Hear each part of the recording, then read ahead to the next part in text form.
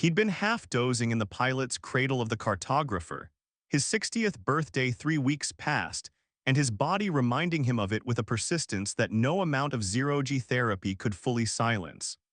The survey drone he'd launched 6 hours earlier was threading its way through the ice fissures of Kepler, outermost moon, a dead world called Scylla's that nobody had bothered to name properly because nobody had ever needed to. It was the kind of rock that existed in star charts as a footnote, an asterisk, a decimal point in the catalog of places where nothing lived and nothing happened. The drone's spectroscopic sweep was routine. Water ice, ammonia deposits, silicate dust, carbon monoxide crystallized into lattices that looked like frozen ferns under the right light. Elias had processed 1,000 identical scans across 30 years of deep space survey work, and his eyes were heavy, and the coffee in his thermos had gone cold, and the signal appeared on his secondary display like a single heartbeat on a flat line. He didn't react at first. His brain cataloged it as noise, as instrument drift, as one of the 100 false positives that a surveyor learned to ignore the way a deep-sea fisherman learned to ignore the drag of current on his lines. But something about the frequency signature nagged at him, a pattern buried in the return echo that his conscious mind hadn't fully parsed, but his subconscious had flagged with quiet urgency. He sat up, the cradle's padding creaked beneath him. The signal was at 14.7 gigahertz, modulated in a way that no natural geological formation could produce. And it was coming from approximately 400 meters beneath the surface of the moon, embedded in a layer of ice that spectroscopic analysis dated to roughly 11,000 years old. Elias pulled the drone's feed onto his main display and stared at it for a long time. The ice beneath Scylla's was not uniform. It never was on any frozen body. Pressure and thermal cycling created layers, strata, faults, a geological autobiography written in crystalline script. But the drone's ground-penetrating radar was showing something that shouldn't have been there. A cavity, roughly oval, roughly level, roughly regular. Not the kind of shape that ice mechanics produced. The kind of shape that something had carved or built or become. He ran the scan again. The result was identical. His hands moved across the console with the practiced efficiency of a man who had spent more of his life in the vacuum between stars than on any planet's surface. He adjusted the drone's trajectory, angled its sensor array, increased the resolution. The cavity sharpened into focus on his display, and what he saw made the hair on his forearm stand upright beneath the sleeves of his worn flight jacket. It wasn't a cavity, it was a space.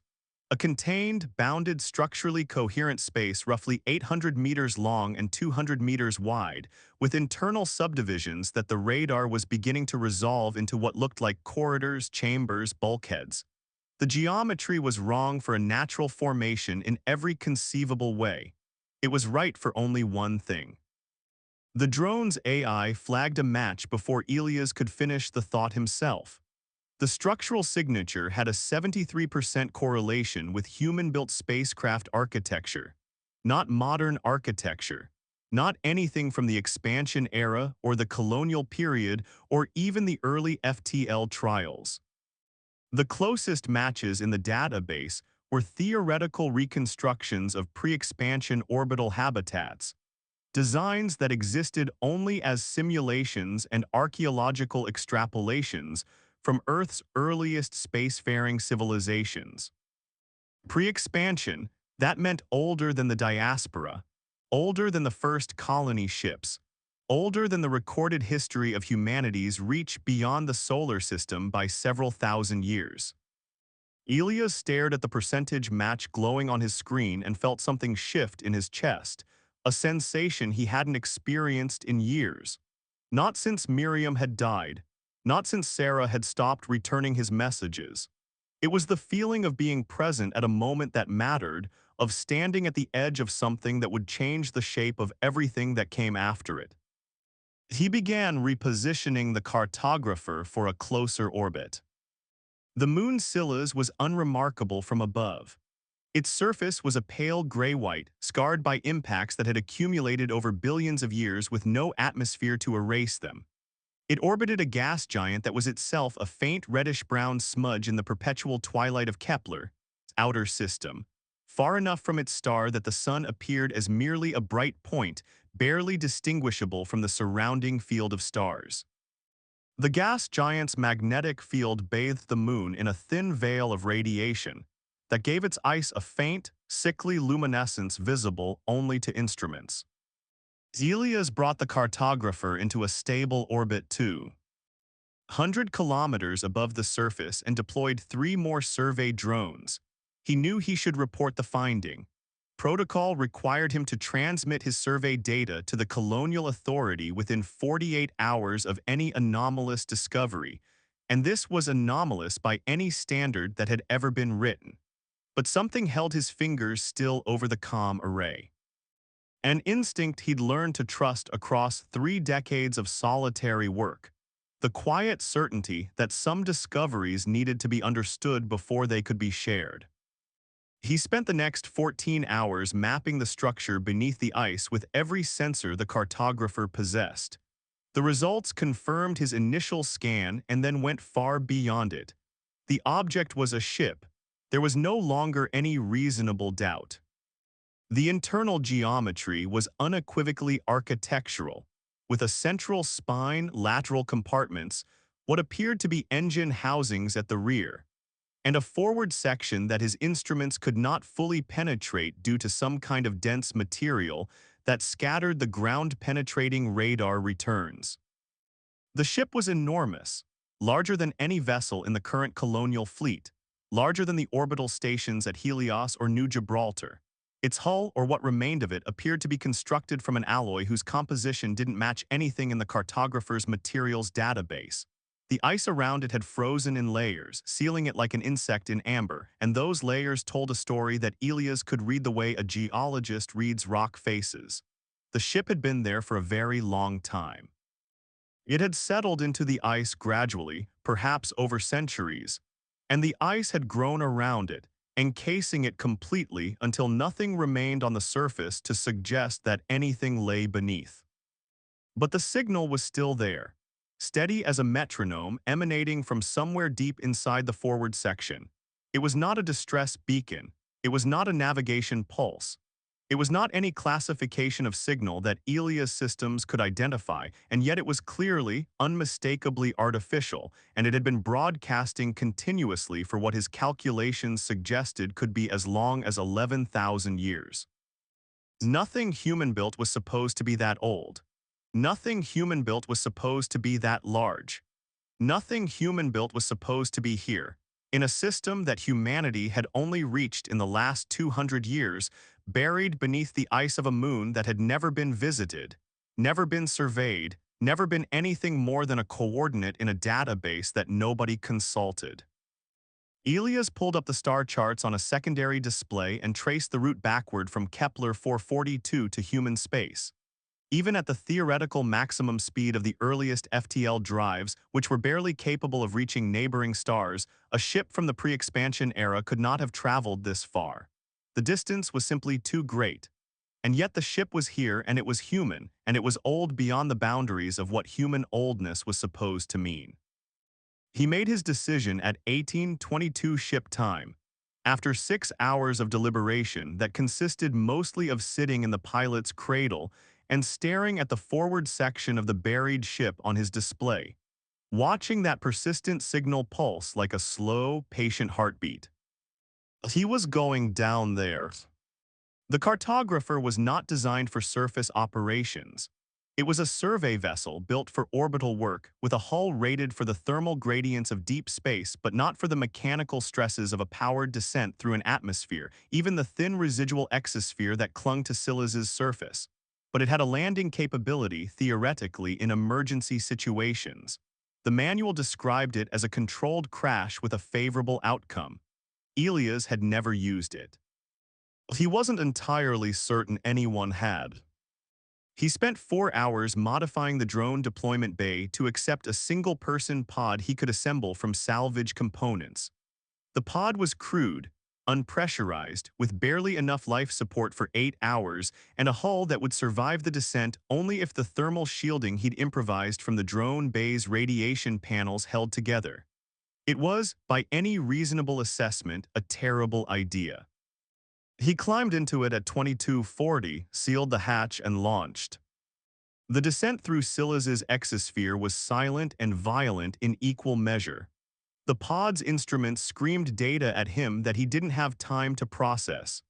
Temperature differentials, structural stress readings, trajectory corrections that the autopilot couldn't quite manage.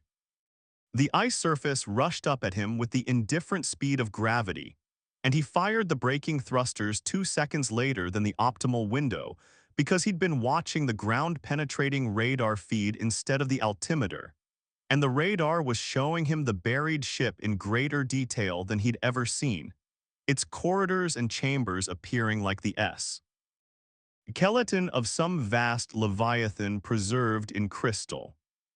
The pod hit the ice at 37 meters per second. The impact drove Elias against his harness hard enough to crack 2 ribs, and the pod's hull rang like a struck bell. But it held. The thermal shielding, against all probability, held. The pod skidded across the surface for 200 meters, gouging a furrow in the ice that would be visible from orbit, and then it stopped. Elias sat in the shattered harness, breathing in the copper taste of blood from a bitten tongue, and listened to the silence. Outside the pod's hull, the surface of Scylla stretched in every direction, a featureless plain of pale ice beneath a sky full of stars, and the dim bulk of the gas giant hanging on the horizon like a closed eye. The temperature was negative 180 degrees Celsius. The gravity was roughly 12% of Earth standard. And 400 meters beneath his feet, a ship that should not exist was broadcasting a signal that should not be possible. He suited up. The EVA suit was also not designed for surface operations on a frozen moon, but it would hold for the 8 hours his life support allowed. He attached a tether to the pod, checked his plasma cutter, his sensor pack, his emergency beacon, and then he stepped out onto the ice. It was, he thought, the most alone he had ever felt in a life defined by solitude. The cartographer orbited far above, its systems monitoring his beacon, but it might as well have been in another star system for all the good it could do him if something went wrong down here. He was a 60-year-old man with 2 cracked ribs standing on a frozen moon in an uncharted system, about to cut his way into a ship that predated human recorded history by millennia. He found the spot where the ship's hull was closest to the surface, a point where the ground-penetrating radar suggested the ice was only about 12 meters thick above what appeared to be an upper-deck structure. He set up the plasma cutter on its tripod, aligned it with the radar coordinates, and activated it. The ice resisted. It was ancient and dense, compressed by 11,000 years of accumulation into something closer to stone than to the frozen water he was familiar with. The plasma cutter carved through it in a slow, screaming arc, vaporizing the ice into a plume of white vapor that immediately froze into a fine crystalline snow that drifted in the near vacuum like phantom breath. Elias watched the depth counter on the cutter's display crawl downward. 3 meters, 5, 8, 10. At 11 meters, the cutter broke through into empty space. The vapor plume changed character. Instead of billowing outward, it was drawn inward, sucked into the cavity below by whatever atmosphere remained inside the ship after 11 millennia. Elias killed the cutter and shone his suit lamp into the hole.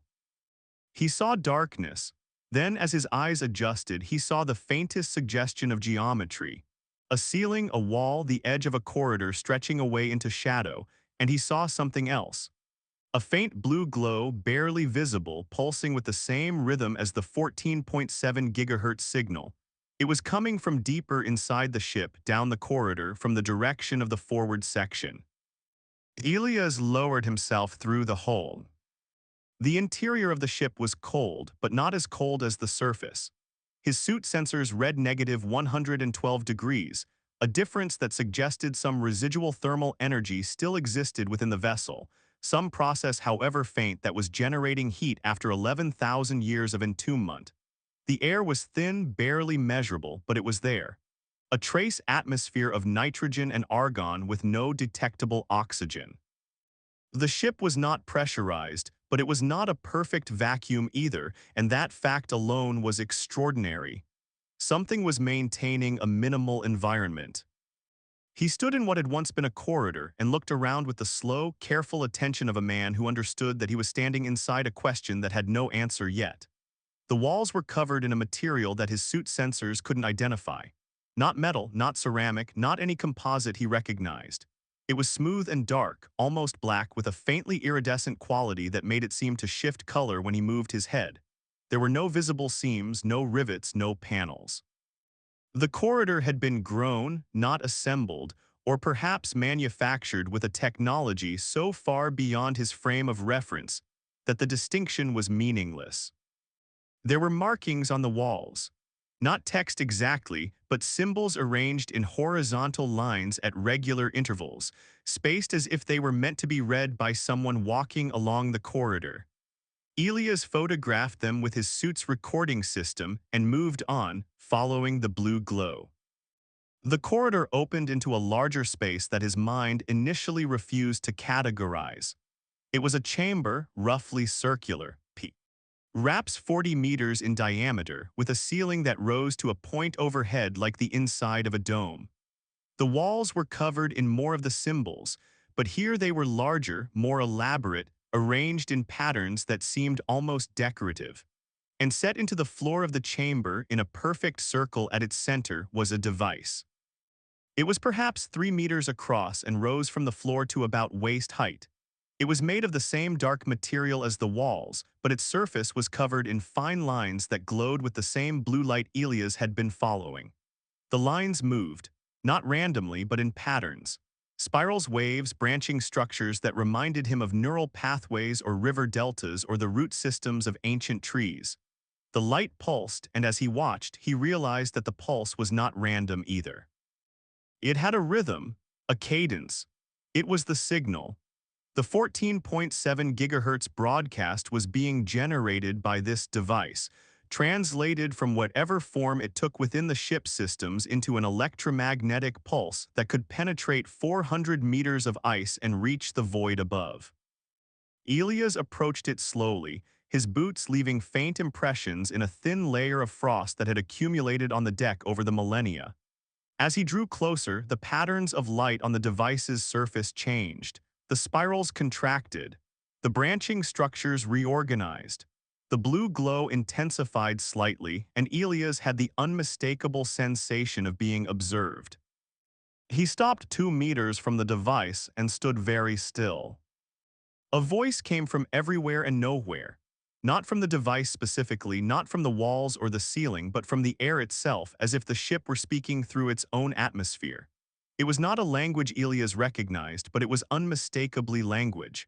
Structured, tonal, articulated with a precision that no natural phenomenon could replicate. It lasted perhaps 5 seconds, and then it stopped, and the blue glow on the device dimmed slightly. Elias didn't respond. He didn't have a response. His heart was hammering in his chest, and his cracked ribs were screaming, and his mind was racing through possibilities that all seemed equally impossible. The ship had an active system. Something inside this vessel was still functioning, still aware, still capable of generating speech after 11,000 years in the dark. The voice came again, different this time, shorter with a different tonal pattern, then again and again. Each iteration was slightly different from the last, as if the system were cycling through options, testing variations, searching for something. On the 6th repetition, Elias recognized a phoneme. Not a word, but a sound. A specific arrangement of vowels and consonants that matched a root element in Old Mandarin, one of the precursor languages from Earth's pre-diaspora period that he'd studied decades ago as part of his survey training. He wouldn't have caught it if he hadn't been listening for patterns, and he almost dismissed it as coincidence. But the 7th repetition contained another recognizable element, this time from Proto-Indo-European, and the 8th contained a fragment that could have been from any of a dozen ancient linguistic families. The system was adapting. It was sampling his silence, analyzing his presence, and reconstructing a language it could use to communicate with him. It was learning. Elias spoke. His voice sounded thin and absurdly human inside his helmet, muffled by the suit's audio system. "I'm human. My name is Elias Thorne. I'm a surveyor from the Colonial Authority. I detected your signal and came to investigate." The blue glow flared. The patterns on the device surged and rearranged themselves with a speed and complexity that made the previous displays look like child's drawings. The voice responded, and this time Elias understood fragments. Broken, garbled, mangled by the gap of 11,000 years between the language the system had last used and the language Elias spoke, but understandable. Humans recognized how longs. The words were chopped, reconstructed from pieces of dead tongues, assembled with the desperate ingenuity of a system that had been waiting to speak for longer than human civilization had existed in its current form. "A long time," Elias said, and his voice cracked on the words in a way that had nothing to do with his suit's audio system. "A very long time." The system was quiet for nearly 30 seconds. The blue patterns shifted and changed, and Elias had the sense that it was processing, thinking, choosing its next words with a care that bordered on reverence. "You are first," the voice said, and then, after a pause that seemed to carry the weight of centuries, "I have waited." If you're enjoying this story so far, take a moment to like this video and subscribe to the channel. It helps more than you'd think, and I'd love to hear your theories in the comments about what Captain Voss and this warship are really doing out here. Now back to the story. Elias didn't move. The words hung in the frozen air of the chamber like something physical, something with mass and temperature and weight. The system had said it had waited, not that it had been operational or that it had maintained function or that it had continued to run its protocols. It had waited. The word carried intention, patience, consciousness. "You've been broadcasting that signal for 11,000 years, Elias said carefully. "Correct. Why?" Another long pause. The blue patterns on the device shifted through configurations that Elias' untrained eye could not interpret, but which seemed to carry a cumulative weight, as if each pattern were a sentence in a language of light. "The captain ordered it before the sleep.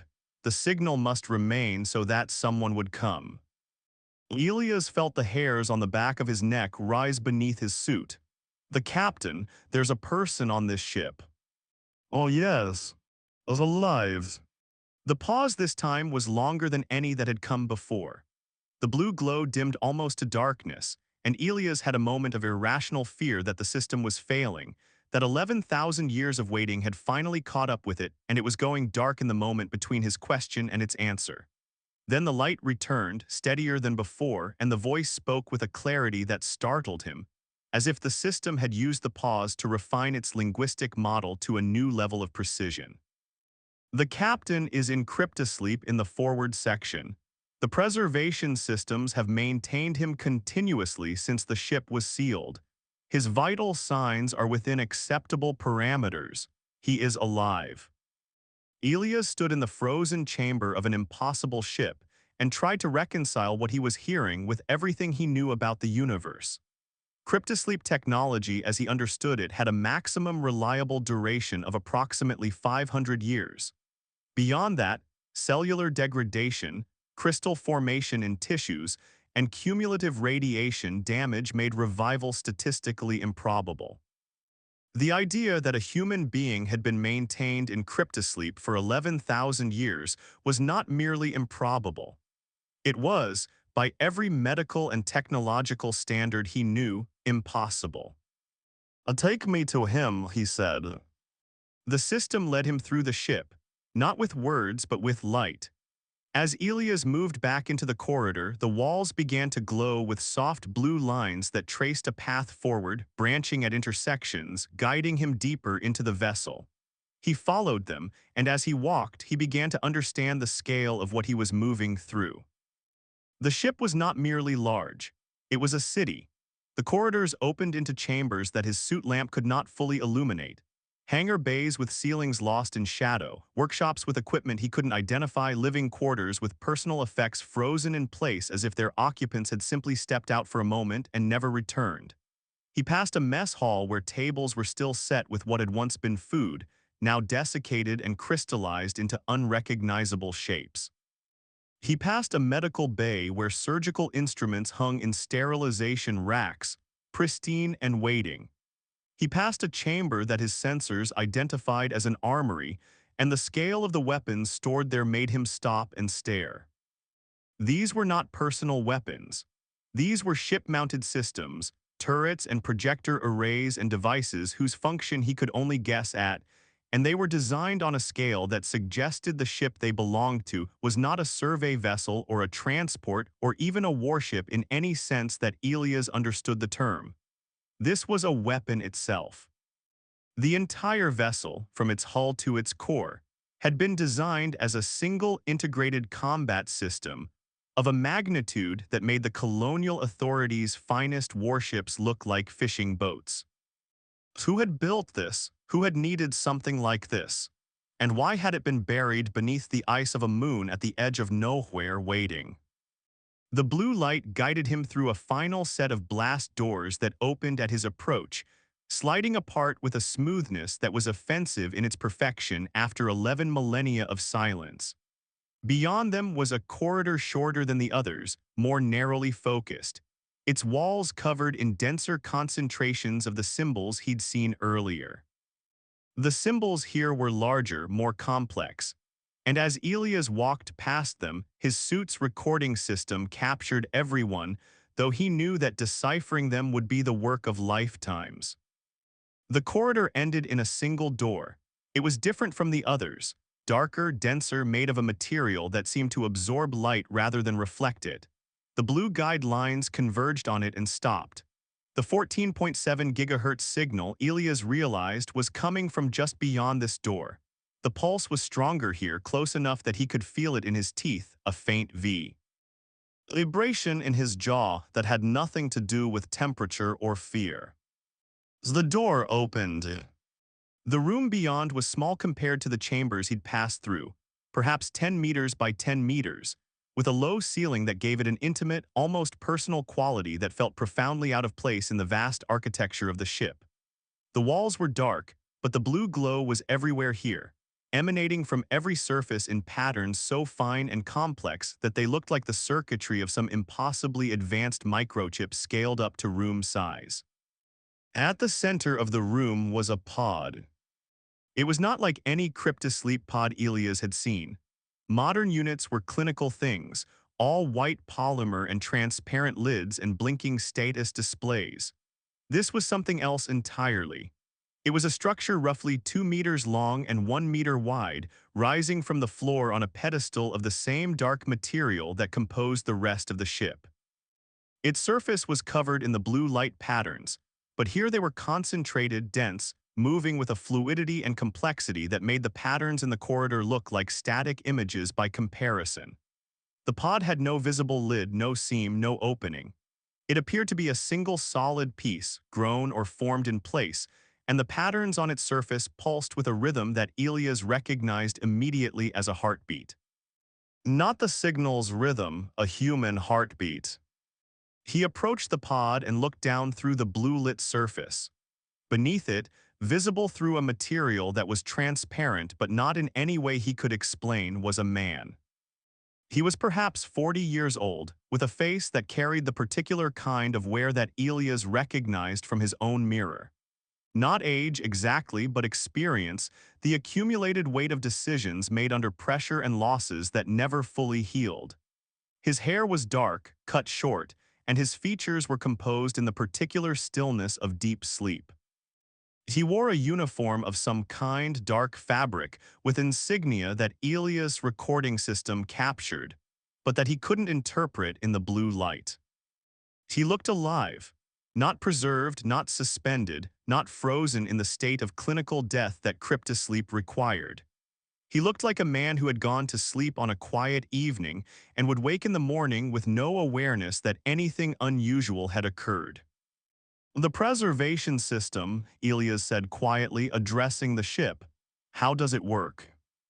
The voice responded from the air around him, and its clarity had improved again, the garbled fragments of ancient languages giving way to something closer to standard English, though with a cadence and vocabulary that felt subtly wrong, like a poem translated too precisely. The captain's body is maintained at the quantum level. Cellular structures are continuously reconstructed. Neural patterns are preserved in their active state. He is not frozen, Mr. Thorne. He is simply paused. The distinction is important. He has not experienced the passage of time. Elias absorbed this, quantum-level preservation. The technology didn't exist. Not now, not in any era he knew of. The theoretical framework for such a thing had been proposed by a handful of researchers at the Mars Institute 40 years ago, and it had been dismissed as fundamentally impossible because it required computational resources that exceeded the total processing power of every computer ever built by humanity. "Can he be revived?" Elias asked. "Oh, yes." The word was immediate. No hesitation, no qualification, no list of risks and probabilities. Yes. "I'll do it." Another pause, the blue patterns on the pod's surface shifted, and for the first time, Elias sensed something in the system's silence that wasn't processing or calculation. It was something more human than that. Hesitation, or perhaps hope. "There are things you should know before I revive him, Mr. Thorne. Things about this ship, about its mission, about why it is here. The captain will tell you what he chooses, but I have waited 11,407 years for someone to come, and I would ask that you understand the context of what you are about to do."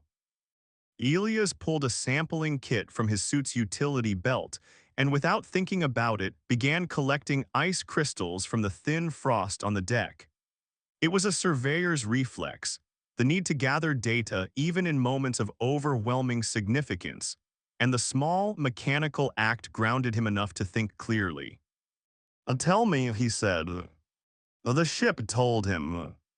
It took nearly an hour, and even then, Elias understood that he was receiving an abbreviated version of events that the system could have spent days or weeks narrating in full. But the shape of the story was clear, and its implications were staggering. The ship was called the Resolute. It had been built by a human civilization that had existed approximately 12,000 years before the present, in an era that predated all known recorded history. This civilization. Ian, the system referred to it as the Meridian Collective, though Elias suspected the name was a simplification for his benefit, had arisen on Earth and expanded into the solar system and beyond, developing technologies that made the current state of human achievement look primitive by comparison. They had mastered quantum computation, gravitational engineering, and forms of energy manipulation that the system described in terms that Elias' mind could only approximate. They had also encountered something. The system's description of this encounter was the most difficult part of the narrative to follow, not because of language barriers, but because the concepts themselves resisted translation into terms that Elias' framework could accommodate. The Meridian Collective had encountered another civilization, not alien in the biological sense but fundamentally other, a species or entity or phenomenon that existed in dimensions and energy states that human perception could not directly access. The system called them the Silence, and the name carried a weight that made Elias' skin prickle even through his suit's thermal layers. The Silence was not hostile in any way that Elias could understand. It did not attack.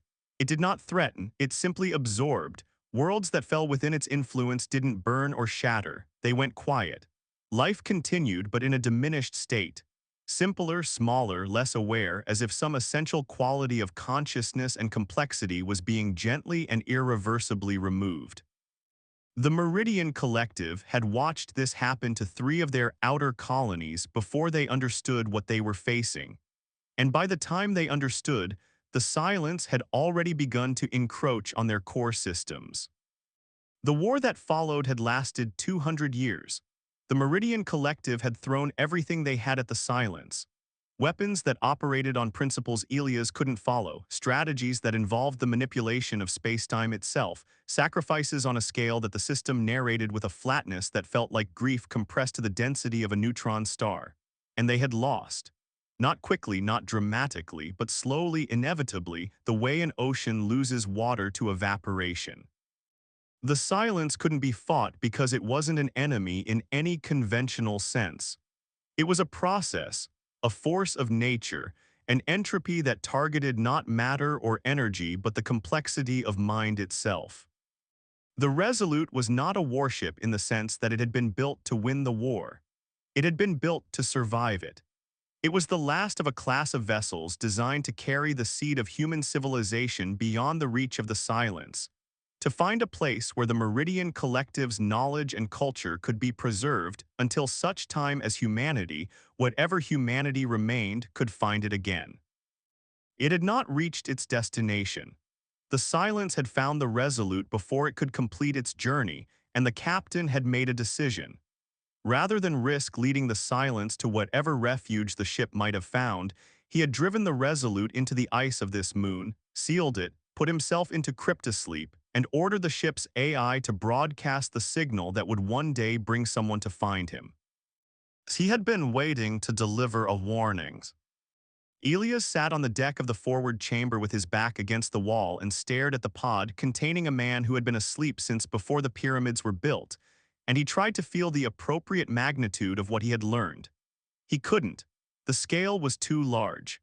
The Silence, the Meridian Collective, a war fought 12,000 years ago by a version of humanity so advanced that their ruins wouldn't be recognized as ruins.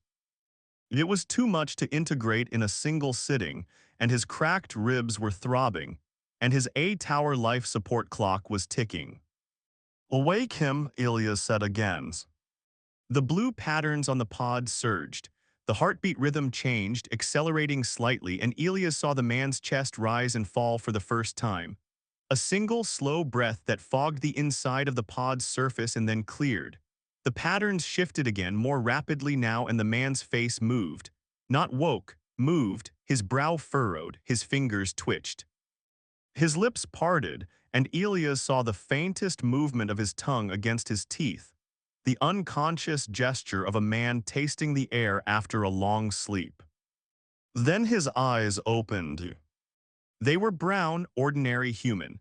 They blinked twice slowly with the confusion of any person roused from deep sleep, and then they focused on the blue-lit ceiling above the pod and sharpened with an awareness that was anything but ordinary. This was not a man struggling to consciousness. This was a man arriving in the present moment with the full, unbroken continuity of a mind that had been paused and resumed like a held breath. He turned his head and looked at Elias.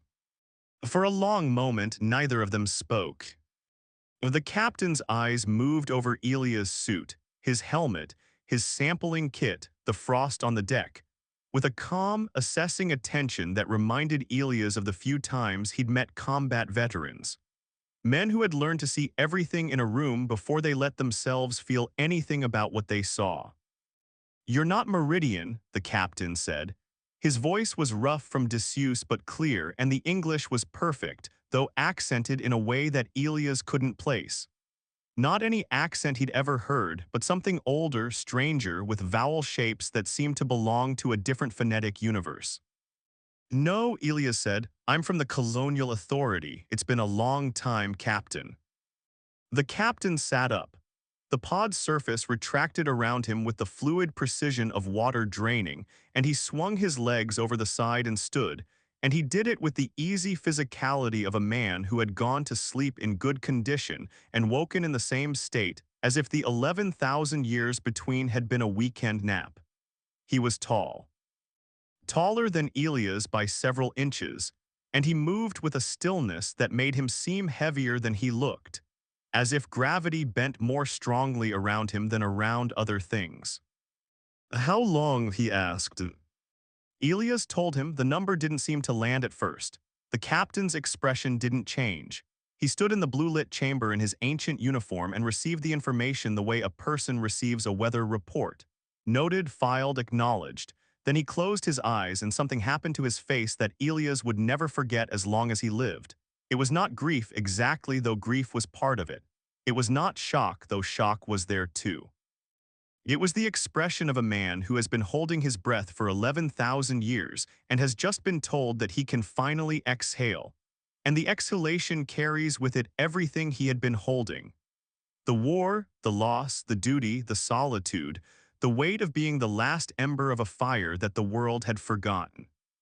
The captain opened his eyes. They were wet, but the tears didn't fall. He blinked them away with the discipline of a man who had trained himself not to cry, and then he looked at Elias with a clarity that made the blue light around them seem dim by comparison. "Tell me about humanity," he said. "Tell me what became of us." Elias talked. He talked about the diaspora, about the expansion era, about the colonies and the wars and the peace that had followed. He talked about Earth, about how it had healed from the ancient ecological damage that the Meridian Collective's records probably still showed, about the oceans and the forests and the cities that now covered much of its surface. He talked about the colonial authority and the survey program and the 1,000 worlds that humans called home. And as he talked, the captain listened with an intensity that made Elias feel, for the first time in decades, that the things he was describing were not ordinary but miraculous.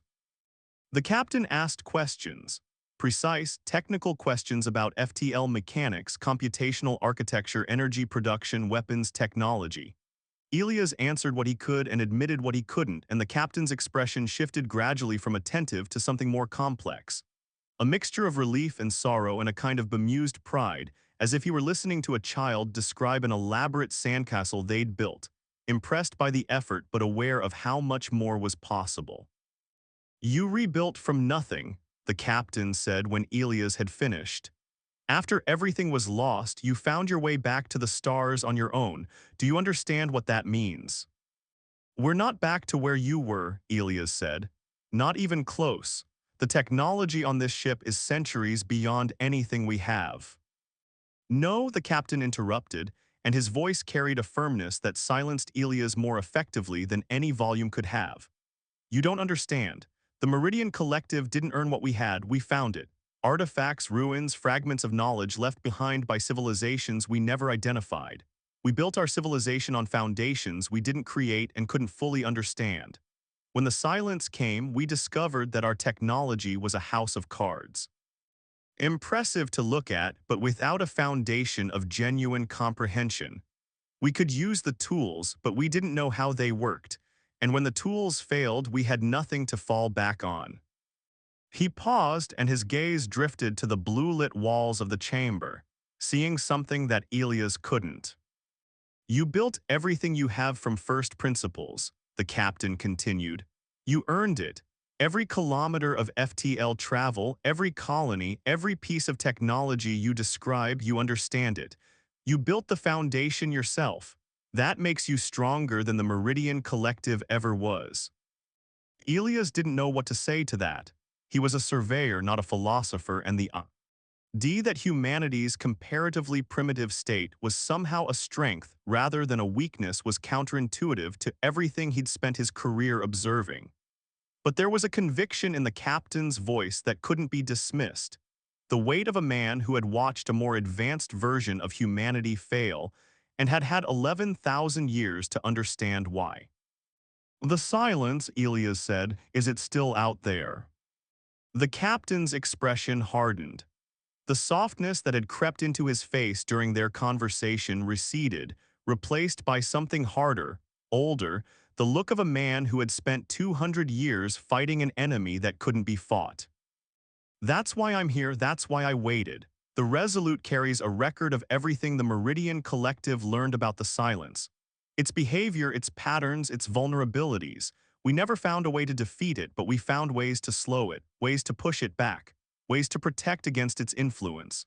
That knowledge is in this ship's databases, encoded in forms that your technology can't access yet, but that your people can learn to read. He stepped closer to Elias, and in the blue light of the chamber, his face carried an intensity that was almost frightening. But there's something else you need to know. The silence doesn't die, it doesn't sleep, it doesn't stop. When we sealed the Resolute here, it was because this region of space was at the extreme edge of the silence's reach. We were beyond its boundary in a place where its influence was too weak to affect us. But boundaries shift, Mr. Thorne. The silence has been expanding for 12,000 years, and while your civilization has been growing outward from Earth, the silence has been growing inward from the deep. Your colonies, your ships, your explorers, some of them have been operating in space that the silence has already begun to touch. You just didn't recognize the signs.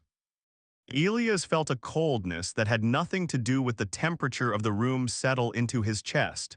What signs? Complacency, stagnation, a gradual dimming of curiosity, of ambition, of the drive to reach further and understand more, colonies that stop expanding, research programs that lose their urgency, a slow, comfortable forgetting of the impulse that pushed humanity into the stars in the first place. The captain's voice was quiet now, barely above a whisper. The silence doesn't destroy Mr. Thorne, it simplifies, it reduces. It turns a civilization that might have become something extraordinary into something merely adequate. And it does it so gently that no one notices until it's too late to care. Elias thought about the colonial authority, about the budget cuts to the survey program, about the colonies on the outer rim that had stopped sending exploration reports years ago and nobody had thought to ask why, about the slow bureaucratic complacency that had crept into every institution he'd ever worked for, the comfortable assumption that humanity had already reached its natural limits, and the rest of the universe was just empty space waiting to be charted and filed and forgotten. He thought about his own life, about the grief that had driven him to the furthest edges of known space, not to explore but to hide. About the years he'd spent alone in the cartographer, telling himself he was doing important work while knowing somewhere beneath the pretense that he had given up. "Is it here," he asked, "in this system?" The captain shook his head. "No, this system is still clean, but it's close, Mr. Thorne, closer than your people know. The signal I've been broadcasting wasn't just a beacon to bring someone here, it was also a marker, a boundary stone. The silence reads electromagnetic signatures, and the signal's frequency was designed to be distasteful to it, a kind of sonic fence that keeps it at bay. As long as the signal broadcasts, this region of space remains protected. And if the signal stops, then the fence falls, and the silence continues its inward drift, and in time, perhaps centuries, perhaps millennia, it reaches the worlds your people have built, and it begins its work." Elias looked at the pod where the captain had slept for 11,000 years. He looked at the blue-lit device on the floor of the outer chamber that had been broadcasting that signal without pause, sustained by systems that shouldn't have been able to function for a fraction of that time.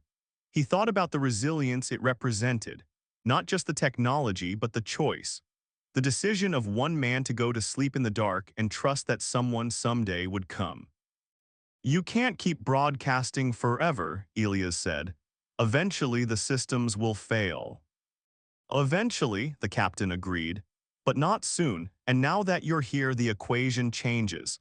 I can transmit the Resolute's databases to your ship's computers. Your people can study them, learn from them, prepare, and I can come with you back to human space and tell your letters what I know. You'd leave the signal."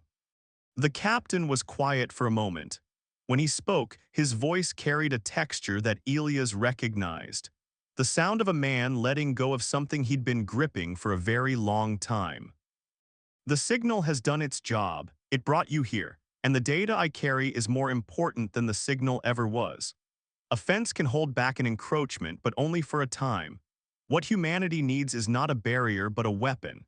Not to destroy the silence, because I don't believe that's possible, but to coexist with it, to understand it, to build civilizations that are resilient enough to resist its influence even when they're within its reach.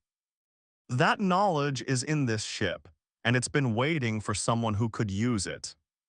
He looked at Elias with an expression that was, despite everything, almost gentle. "I was never the important thing on this ship, Mr. Thorne. I was just the custodian. You're the first person who's been able to receive what I've been keeping." Elias stood in the blue-lit chamber of a ship that predated human history and felt the weight of the moment settle onto his shoulders like a physical burden. He was 60 years old. He had 2 cracked ribs and 8 hours of life support and a ship in orbit that wasn't designed for what he was about to ask it to do. He was not a hero or a soldier or a leader. He was a surveyor, a man who had spent his life mapping the shapes of empty places because the places where people lived had become too painful to inhabit. But he was here, and the captain was here, and the silence was out there, drifting inward like a slow tide, and somewhere in the databases of this ancient ship was the knowledge that might determine whether humanity's second great expansion ended the same way its first one had. "Let's do it," Elias said. The transfer took 6 hours. The captain worked with the ship's AI to compress and encode the Resolute's databases into formats that the cartographer's computers could accept, a process that required not just translation between different technological paradigms, but what the captain described as conceptual bridging, converting ideas that the Meridian Collective had expressed in mathematical frameworks that didn't exist in Elias' time into forms that his era's science could begin to approach. It was, the captain explained, like trying to teach quantum physics to someone who only knew classical mechanics. Not because the information couldn't be conveyed, but because the language to convey it didn't yet exist. Elias watched the data stream on his suit's display, a river of numbers and symbols that represented the accumulated knowledge of a lost civilization, and he thought about all the times he'd sat in the cartographer's pilot cradle and stared at empty star charts and felt the particular loneliness of a man who believed he had nothing left to discover. The universe, it turned out, had been full of secrets. He'd just been looking in the wrong places. At the 4-hour mark, his suit's life support warning chimed. He had less than 2 hours of air remaining. The captain noticed the warning tone and looked at Elias with an expression of calm concern. "You need to return to your pod," he said. "The transfer isn't complete." "It will be. The AI can finish it without my direct oversight. I'll follow you to the surface and seal the ship behind us. Mr. Thorne, if you die on this moon, the data dies with you. I can survive in a vacuum for short periods, but I have no way to transmit the information on my own. You are the link between what's on this ship and the people who need it." Elias wanted to argue. He wanted to stay and see the transfer through to its conclusion, to be present at the moment when the last fragment of Meridian knowledge crossed the gap of 12,000 years and landed in the computers of a ship that represented everything humanity had rebuilt from scratch. But the captain was right, and Elias was too old and too tired and too aware of his own mortality to let pride override logic. He stood, the captain extended his hand, and Elias took it. The grip was firm and warm, the hand of a living man, and the contact grounded Elias in a way that nothing else in this experience had. For all the impossibility of what he'd witnessed, the simple human reality of shaking another man's hand made it real in a way that blue light and ancient symbols and quantum preservation could not. "Thank you for coming," the captain said. "Thank you for waiting," Elias replied. He made it back to the pod with 43 minutes of life support remaining.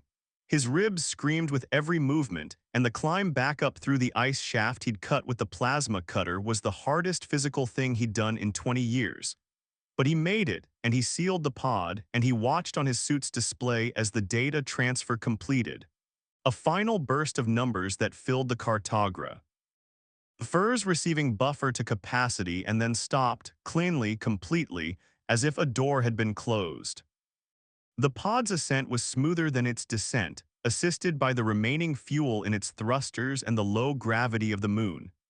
Elias watched through the small viewport as the surface of Scylla's fell away beneath him, its pale ice reflecting the dim light of the distant star, and he searched for any sign of the ship below. A crack, a shadow, a disturbance in the ice. But there was nothing. The Resolute was hidden as perfectly as it had been for 11,000 years, and as the pod climbed toward orbit, Elias realized that the captain had been right. The signal had done its job. The ship could rest now. The cartographer's retrieval system caught the pod at 200 kilometers. and Elias felt the familiar vibration of the magnetic lock engaging, the pressure equalization, the hiss of breathable air filling the pod's interior. He popped the hatch and climbed out into the ship's corridor, and for a moment he just stood there, leaning against the wall, breathing air that tasted like recycled filters and coffee, and the particular metallic tang of a vessel that had been his home for 7 years. He limped to the pilot's cradle and lowered himself into it with a groan that he didn't try to suppress. The main display was showing the data transfer results.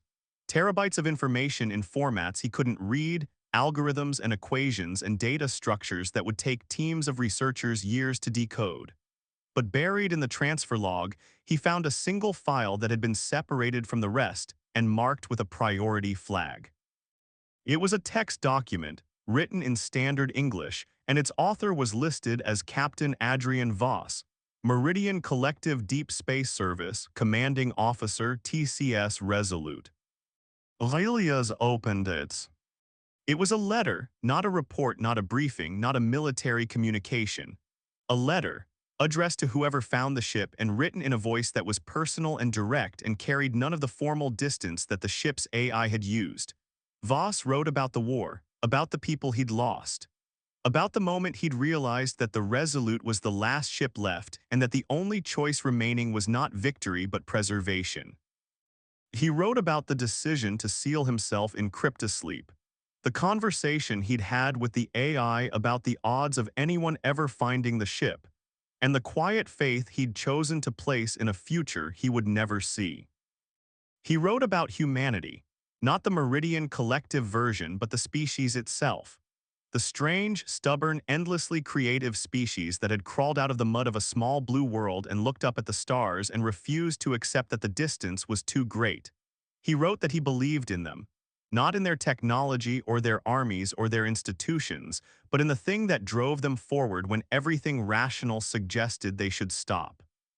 He wrote that this quality, this irrational, beautiful persistence, was the one thing the silence could not touch, because it was not a product of complexity or knowledge or advancement. It was something more fundamental than any of those things, something woven into the fabric of what it meant to be human. He wrote that he was proud to have served, that he was sorry he couldn't have done more, that he hoped whoever read this letter would understand that the Meridian Collective's failure was not humanity's failure, and that the knowledge in the Resolute's databases was not a legacy to be revered but a tool to be used. A set of lessons learned the hard way by a version of humanity that had been given too much and understood too little. The letter ended with a single line. "We were the first to reach for the stars. You are the first to earn them." Elias read the line 3 times. Then he closed the file, checked the cartographer's navigation systems, and began calculating the jump coordinates back to human space. His ribs ached. His body was exhausted. His mind was reeling from a discovery that would reshape humanity's understanding of its own history. But his hands were steady on the controls, and the stars outside the viewport were bright and clear and full of the same promise they had always held. And somewhere behind him, in the databases of his small survey ship, the accumulated wisdom of a lost civilization was waiting to be heard. He engaged the FTL drive. The stars stretched, folded, and vanished, and the cartographer slipped between the cracks of normal space, carrying with it a message that had waited 11,000 years to be delivered. The silence was out there drifting inward, but humanity was on its way home and it was bringing answers. Elias Thorne leaned back in the pilot's cradle, and for the first time in longer than he could remember, let himself feel something that wasn't grief or loneliness or the dull ache of a life half-lived. He felt hope,